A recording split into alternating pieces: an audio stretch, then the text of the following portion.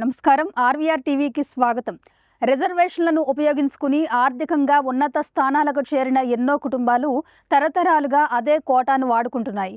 పేదలకు ఉద్దేశించిన రిజర్వేషన్ ఫలాలను ఏళ్ల తరబడి మళ్లీ వినియోగించుకుంటున్నాయి. తాతలు, తల్లిదండ్రులు కూడా ఐఏఎస్, ఐపీఎస్ అధికారులైనప్పటికీ అవే కుటుంబాలు, వారి వారసులు సైతం రిజర్వేషన్ ఫలాలను అనుభవించడం ఎంతవరకు సమంజసమనే ప్రశ్నను సుప్రీంకోర్టు లేవనెత్తింది.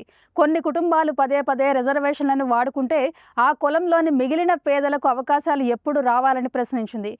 క్రీమీ లేయర్ పరిమితులు, రిజర్వేషన్ల మినహాయింపులపై దాఖలైన పిటిషన్లను జస్టిస్ బివి నాగరత్న, జస్టిస్ ఉజ్జల్ భూయాన్లతో కూడిన ధర్మాసనం విచారించింది. కేవలం కొన్ని కుటుంబాలే రిజర్వేషన్ వ్యవస్థను తరతరాలుగా వాడుకుంటే ఇక వ్యవస్థ నుంచి ఎప్పటికీ బయటపడలేమని ధర్మాసనం వ్యాఖ్యానించింది.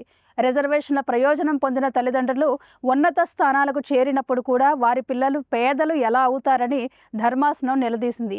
ఫలాలు కేవలం కొందరికే పరిమితం కారాదని, సమాజంలోని క్రింది స్థాయిలో ఉన్న చివరి వ్యక్తికి కూడా అందాల్సిన అవసరం ఉందని ధర్మాసనం అభిప్రాయపడింది. ప్రస్తుతం ఓబీసీలకే పరిమితమైన క్రీమీ లేయర్ నిబంధనలను మరింత శాస్త్రీయంగా అమలు చేయడంపై న్యాయస్థానం దృష్టి సారించింది.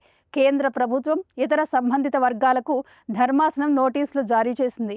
క్రీమీ లేయర్ విషయంలో సుప్రీంకోర్టు ఏవైనా కీలక ఆదేశాలు జారీ చేస్తే సమీప భవిష్యత్తులో రిజర్వేషన్ చట్టాల్లో మరిన్ని సంస్కరణలు వచ్చే అవకాశం ఉంటుంది. ఇలాంటి కరెంట్ అప్డేట్స్ కోసం చూస్తూనే ఉండండి మన ఆర్వీఆర్ టీవీ. లైక్ చేయండి, షేర్ చేయండి, సబ్స్క్రైబ్ చేయండి.